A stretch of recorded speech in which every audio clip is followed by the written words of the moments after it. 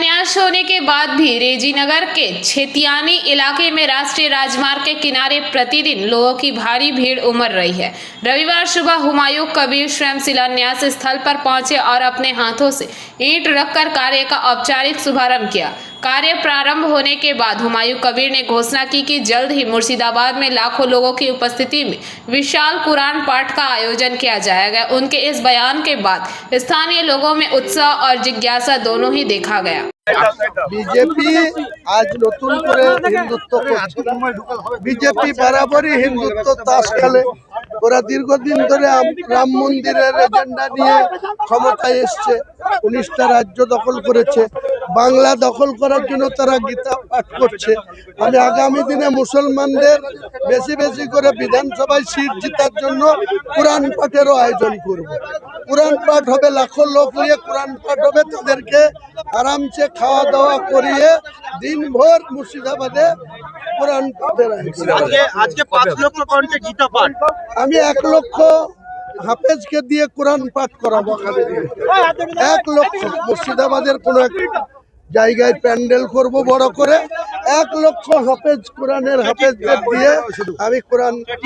গীতা পাঠকে কিভাবে দেখছেন? গীতা পাঠ করতেই পারে, সনাতন ধর্ম অবলম্বী মানুষ, তাদের কালচার, তাদের গীতাকে তারা সম্মান করে, তারা এ নিয়ে আমার শ্রদ্ধা আছে। বিমান বন্দ্যোপাধ্যায় বলেছে যে যদি পদত্যাগ করে তা গ্রহণ করবেন, আপনি কি পদত্যাগ করবেন? পদত্যাগ আমার করার কথা ঘোষণা করেছিলাম, কিন্তু আমাকে যারা ভোট দিয়ে বিধায়ক করেছে, এখানে যারা এমপিকে ভোট দিয়ে ইউসুফকে এমপি করেছে, তাকে খুঁজে পায় না। প্রতিদিন আমাকে স্কলারশিপ থেকে শুরু করে আধার কার্ড থেকে শুরু করে অনেক পেপারস ওয়ার্কে সই করতে হয়। তারা বলছে আপনি খবরদার পদত্যাগ করবেন না, আপনাকে আমরা ভোট দিয়ে নির্বাচিত করেছি, আবার ভোটে দাঁড়াবেন, প্রতীক কি নেবেন আপনার ব্যাপার, আমরা আবার আপনাকে ভরতপুরের মানুষের কথা রাখতে গিয়ে যারা আমাকে ভোট দিয়ে এমএলএ করেছে তাদের আপত্তির জন্য আমি পদত্যাগ করছি। আপনাকে তৃণমূল বের করে দিল, কিন্তু সেই তৃণমূলে বীরভূমে অনুব্রত ভার্সেস কাজল, অন্যদিকে রবীন্দ্রনাথ, উদয়ন গুহ, যে তৃণমূলের এত কোন্দল দিকে দিকে, কি বলবেন?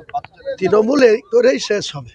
তৃণমূলের যে অভ্যন্তরীণ লড়াই, বুথ থেকে অঞ্চল, ব্লক থেকে জেলা, রাজ্য, সব জায়গাতে লড়াই লাগিয়ে রেখেছে তৃণমূলের সর্বোচ্চ নেতারা।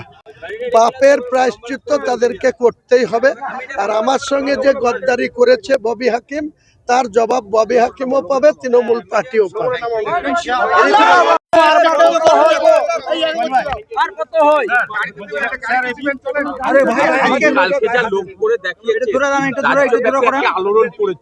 এই জায়গা থেকে নতুন করে মানে আজকে আবার এখানে এলেন, কি কি আরো? এখানে তো আসবো প্রতিদিন, কলকাতা না গেলে, দিল্লি না গেলে, মধ্যে হায়দ্রাবাদ যাব, দিল্লি যাব, কলকাতা যাব, তারপরে এসে প্রতিদিন এখানে আসবো।